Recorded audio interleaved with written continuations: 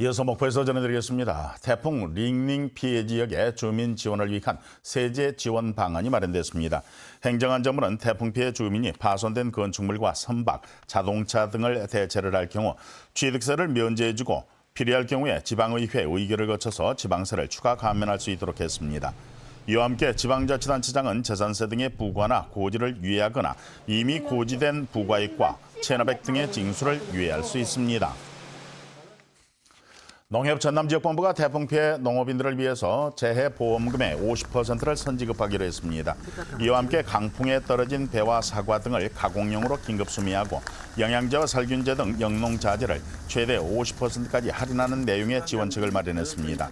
농협 전남지역본부는 또 농축협 재해 예산을 활용해서 무이자 자금 지원 대책을 시행할 방침입니다. 전남 산안권에는 올 들어서 신안의 천사대기와 목포의 해상 케이블카 등 관광 인프라가 잇따라 들어서면서 이번 추석 연휴뿐만 아니라 평소에도 관광객들의 발길이 붐빌 것으로 예상이 됩니다. 그만큼 관광 활성화에 거는 기대도 커 연계된 유인책 마련이 시급하다는 지적인데요. 손준수 기자의 보도입니다. 전남 서안권 대표 랜드마크로 자리 잡은 천사대교. 개통 5달 만에 140만 대 차량이 통행했습니다. 이를 통해 접근성이 떨어졌던 자은도 등 신안섬의 매력이 알려지기 시작했습니다. 끝없이 펼쳐지는 에메랄드빛의 푸른 바다 옆으로 지중해의 마을처럼 들어선 진도솔비치 리조트. 올여름 성수기 570여 개의 객실이 꽉 차면서 인근 식당과 관광지 등도 관광객 특수를 누렸습니다. 최근 개통한 목포 해상 케이블카 역시 다도해 절경과 서해낙조를 감상할 수 있어 연간 130만 명 이상이 이용할 것으로 예측되고 있습니다. 전남 서안권이 새로운 관광시대를 맞게 된 겁니다. 이 전남의 관광객 수가 여수, 순천을 비롯한 동북권이 약 46.7% 정도를 차지합니다. 그런데 이번 2019년 들어와서 지금 거의 동북권과 서부권이 관광객의 어떤 평준화가 이루어지고 있거든요. 하지만 체류형 관광을 유인할 수 있을 만한 숙박시설은 턱없이 부족한 실정입니다. 전남 관광의 1번지로 꼽히는 여수의 경우 5성급을 비롯해 관광호텔이 15곳에 객실만 1,100여 개에 이른 상황. 이와 비교해 목포는 대부분 소형 호텔인데도 객실을 다 합쳐도 460개에 불과합니다. 또 다른 과제는 지속 가능한 관광객 유치를 위한 차별화된 콘텐츠의 부재입니다. 다른 지역에 없는 어떤 서안권만의 독특한 관광 개발의 모델이라든지 방식, 방법론이 뭔지에 대한 고민들을 우리가 좀 해볼 필요가 있다 이렇게 생각합니다. 이와 함께 다시 찾고픈 관광지를 만들기 위해 바가지 요금 근절 대책 등 지역사회의 협력도 절실합니다. KBS 뉴스 손준수입니다. 광주 북부경찰서는 혈중 알코올농도 0.136%의 만취 상태로 운전을 하다 사고를 낸 25살의 이모 씨를 도로교통법 위반 혐의로 붙잡아서 조사하고 있습니다. 이 씨는 어제 새벽 2시 반쯤 친구 2명을 태우고 음주운전을 하다 광주시 임동 광천 1교 아래로 추락하는 사고를 냈습니다. 경찰은 동승자도 음주운전 방조 혐의가 있는지 조사할 방침입니다.